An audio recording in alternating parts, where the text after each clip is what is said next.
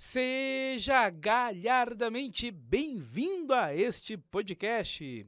Eu sou o Diácono Cleverson e estou aqui na central de podcast da Rádio Evangelizar. E estamos para mais um Por Dentro da Sacristia, dando continuidade em nossa jornada litúrgica. Queremos hoje falar um pouco sobre a liturgia na Idade Média e também um pouco mais sobre o rito romano. Idade Média, meu Deus, diácono, você vai entrar neste período tão emblemático para a Igreja Católica?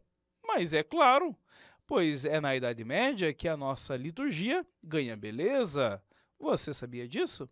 Pois é, poucas pessoas sabem. A gente muitas vezes, quando fala em Idade Média, pensa apenas no período obscuro da Igreja.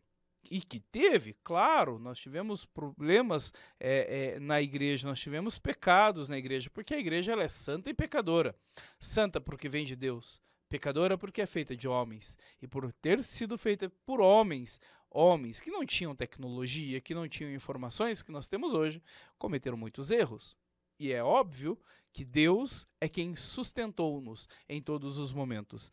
E aqui dentro da liturgia que nós vamos ver a presença de Deus de forma muito mais bela. Dentro da Idade Média, nós vamos ter então a evolução do rito romano.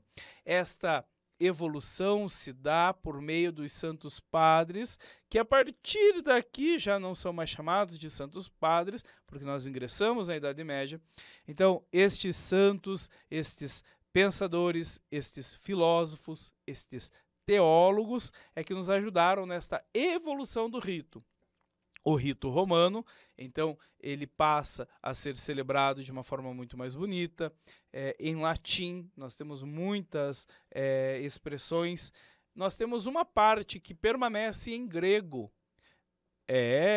Você sabia que nós temos uma parte na liturgia que perpassa todos os séculos e que é rezada em grego?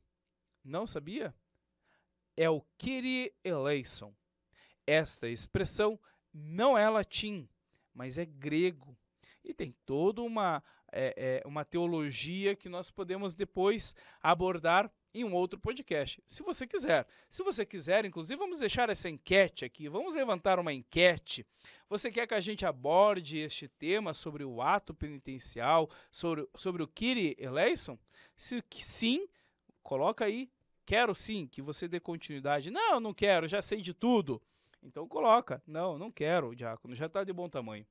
Lançamos essa enquete e você pode aí nos responder aqui no Spotify ou também por outra plataforma que você esteja nos acompanhando, ou mesmo pelo YouTube. Se você estiver nos acompanhando pelo YouTube, também lhe faço um pedido. Deixe o seu like aqui, porque ele vai favorecer muito o nosso trabalho. Porque toda vez que você deixa um like, o YouTube vai entendendo que este material é bom. Então ele pode divulgar para muito mais pessoas. A gente vai alcançar outros irmãos e irmãs também neste sentido. Então se você está nos acompanhando pelo YouTube, deixa aí o seu like. Aproveita se você ainda não é inscrito e se inscreva em nosso canal. Como eu estava falando, né, desta liturgia que teve todo o seu avanço no rito litúrgico, no rito romano, na Idade Média, ele inclusive vai ter elementos trazidos para dentro da liturgia, como o canto. Você provavelmente já deve ter ouvido falar no canto gregoriano. Já ouviu falar em São Gregório? Pois é, Gregório, que vem de uma descendência monástica, ao assumir o papado, ele traz para nós a experiência monástica. E uma das experiências monásticas é o canto. Então ele insere dentro da liturgia o canto gregoriano. Por exemplo, quando ouvimos o padre cantar, ou o diácono cantar, "O Senhor esteja convosco". É claro que não nesta melodia, mas já estamos trazendo para a nossa mente um canto gregoriano. Ou ele pode cantar outros textos dentro da própria liturgia. Então, estes textos, como por exemplo, oremos, Deus eterno e todo-poderoso, a quem ousamos chamar de Pai, dai-nos cada vez mais um coração de filhos. Quando ele tem essas nuances aqui dentro da liturgia, são cantos gregorianos, então ele teve um acréscimo e teve uma beleza muito grande. Já falei sobre canto. Canto é aquele que vem nos ajudar a celebrar o mistério. Então a música já começa a ser inserida aqui dentro da Idade Média, neste canto gregoriano, e que serve para cantar a liturgia, ou seja, cantar o texto litúrgico. Esta influência que nós temos deste canto, nós trazemos então já de longo século. Outras coisas que começam também a ser inseridas dentro da liturgia são as influências culturais, também artísticas. Nós passamos a ter vitrais dentro das nossas catedrais, dentro das nossas igrejas. Esses vitrais que são litúrgicos e catequéticos. Então, em cada vitral, o vitral tem esta perspectiva de ensinar, porque o povo naquela época não era um povo letrado, não era um povo alfabetizado, não tinha acesso à Sagrada Escritura. Então, uma das formas deles conhecerem mais sobre Deus, que se manifesta também na Sagrada Escritura, era olhar as imagens os afrescos, né, os vitrais colocados então nas igrejas.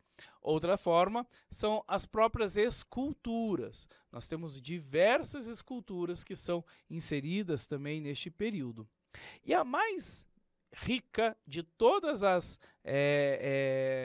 formas de celebrar que nós temos inseridas na Idade Média é a liturgia das horas. Talvez você que esteja nos ouvindo não conheça bem o que é e o que significa a liturgia das horas. Podemos explicar no próximo podcast. Mas liturgia das horas nada mais é do que a consagração das horas. Então é tornar sagrado cada momento. O monge para por diversos momentos, por algumas horas do dia, para rezar. E em cada oração reza salmos, hinos, preces. Traz também elemento da Sagrada Escritura e aí a sua conclusão. Então a liturgia das horas passa a ser inserida também como um momento litúrgico dentro da igreja e deve ser enaltecido. E nós trazemos a liturgia das horas até os dias de hoje. Hoje, obrigatoriamente, não gosto muito desse termo, porque pode ser entendido de uma forma pejorativa ou muito negativa, mas obrigatoriamente religiosos, padres, diáconos, bispo, devem estar rezando a liturgia das horas, mas todo o povo de Deus também é convidado a rezar a liturgia das horas. Então, se você conhece um pouco mais sobre a liturgia das horas, pode estar rezando também em sua casa. Assim vamos consagrando cada momento, cada hora para o próprio Deus. Assim a gente deixa de lado também algumas bobeiras que a gente vê por aí nas redes sociais, né, coisas que causam discórdia, enfim, a gente passa a rezar mais, porque a oração nos conecta com o Senhor. Continue nos acompanhando no nosso Spotify, nas nossas redes sociais, nos nossos podcasts, porque a gente vai dar continuidade, sim, na nossa trajetória litúrgica. Peçamos, então, ao bom Deus que continue derramando abundantes graças sobre nós, mas não antes, sem rezar. Precisamos, né, rezar pelas vocações, principalmente pelas vocações sacerdotais e religiosas, pedindo a Maria, Mãe Santíssima do Senhor e nossa Mãe, que olhe com carinho pela nossa igreja, que sensibilize os nossos jovens ao ouvir o chamado do Senhor, que possam eles responder a este chamado. A você que nos ouve e que de repente se sente chamado pelo Senhor, pode estar pensando, diácono, mas é difícil. Claro que é difícil. Não há nada nesta vida que não seja tão fácil. A vida matrimonial é difícil, tem as suas cruzes a serem levadas. A vida religiosa é difícil, claro, tem suas cruzes. Assim como a vida sacerdotal também é difícil. Mas com o Senhor, tudo fica um pouco mais suportável. E nós podemos levar cada momento, cada dificuldade com mais leveza. Então, que Maria nos ajude a ouvir e responder o nosso chamado. Maria, Mãe de Deus e nossa Mãe, olhai por nós. Que Nossa Senhora da Luz lhe acompanhe e o bom Deus lhe abençoe.